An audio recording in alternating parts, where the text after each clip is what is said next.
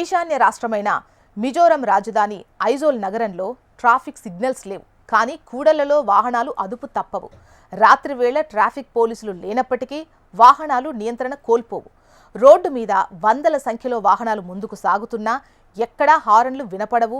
వాహనాలు ఒకదాని వెనక ఒకటి వరుస కట్టి వెళ్తాయే తప్ప ఓవర్టేక్ చెయ్యవు. డ్రైవర్లు పరస్పరం అరుచుకోవడం, తిట్టుకోవడం మచ్చుకు కూడా కనిపించదు. పాదచారులు ఫుట్పాత్ల మీదుగా మాత్రమే నడుస్తారు. అర్ధరాత్రి వేళ రోడ్డు ఖాళీ ఉన్నప్పటికీ రోడ్ల మీదకి మాత్రం రారు. ఇవన్నీ నమ్మశక్యం కాని నిజాలు. ఐజోల్ నగరంలో ఏ మూలకెళ్లినా ఇవే కనిపిస్తాయి. ప్రకృతి ఒడిలో కొలువై కొండలు, లోయలు, దట్టమైన అడవులు, నదులు, వాగులు, వంకలు, స్వచ్ఛమైన ప్రకృతిలో కొలువైన ఆ నగరంలో వాతావరణం స్వచ్ఛంగా ఉంటుంది. దాదాపు 2.2 లక్షల వాహనాలున్నప్పటికీ హారన్ల మోత లేకపోవడంతో శబ్ద కాలుష్యం ఉండదు.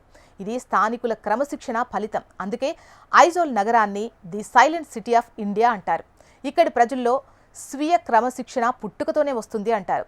4.2 లక్షల జనాభా ఉన్న నగరంలో నేరాలు అతి తక్కువ. మద్య నిషేధం కట్టుదిట్టంగా అమలవుతుండడంతో ప్రశాంతత రాజ్యమేలుతోంది. ప్రభుత్వ నిబంధనలు తూచా తప్పకుండా పాటిస్తున్న ప్రజలు ఎలాంటి ఉల్లంఘనకు ఆసక్తి చూపరు. దీంతో ఆ నగరంలో ప్రజల క్రమశిక్షణపై అధ్యయనానికి దేశంలోని చాలా నగరాలు ఆసక్తి చూపుతున్నాయి. ఐజోల్కు వెళ్లాలంటే ఇంతకాలం విమానమే అవకాశం ఉండేది. అది ఖర్చుతో కూడుకుంది. చాలా మంది అక్కడికి వెళ్ళలేకపోయేవారు. ఇప్పుడు దేశంలోని ఇతర ప్రాంతాలతో శనివారం నుంచి రైల్వే అనుసంధానం అందుబాటులోకి రావడంతో అధ్యయనాల కోసం నగరానికి వచ్చే వారి సంఖ్య భారీగా పెరుగుతుందని అంచనా వేస్తున్నారు.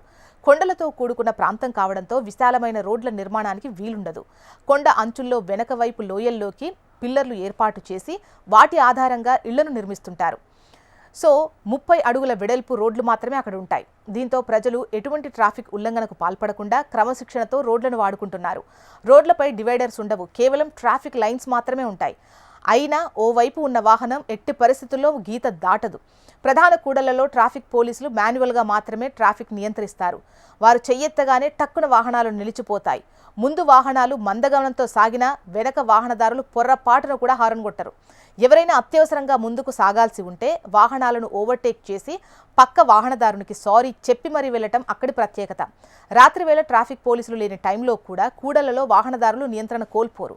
ఘాట్ రోడ్లు కావడంతో అన్ని మలుపులు తిరిగిన రోడ్లే ఉంటాయి. అలాంటి పరిస్థితుల్లో కూడా హారన్ల మోత వినిపించదు. మరి షార్ప్ కర్వ్ ఉండి భారీ వాహనాలు వచ్చే రోడ్లైతే స్వల్పంగా ఒకసారి హారన్ అలా వేస్తారంతే. తక్కువ వెడల్పు రోడ్లే అయినా అన్ని చోట్ల ఫుట్పాత్లు ఏర్పాటు చేశారు. పాదచారులు ఖచ్చితంగా ఫుట్పాత్ పైనే నడుస్తారు. అర్ధరాత్రి వేళ రోడ్డు ఖాళీగా ఉన్న ఫుట్పాత్ల గుండానే వెళ్తారు. టాక్సీలకు రోడ్ల మీదే పార్కింగ్ కల్పించారు. వాటికి 20% స్థలం ఉంటుంది. అవి వరుసగా ఆగి ఉన్న పక్క నుంచి మిగతా వాహనాలు ప్రశాంతంగా ముందుకు సాగిపోతూ ఉంటాయి. ఫుట్పాత్ల వినియోగం, ట్రాఫిక్ నిబంధనలు, పార్కింగ్, హారన్లు మోగించకపోవడం, అక్రమ నిర్మాణాలు రాకుండా నియంత్రించడం తదితర అంశాలపై పాఠశాలల స్థాయిలోనే విద్యార్థులకు అవగాహన కల్పించడం అక్కడి ప్రభుత్వాలు నిరంతరం కొనసాగిస్తున్నాయి.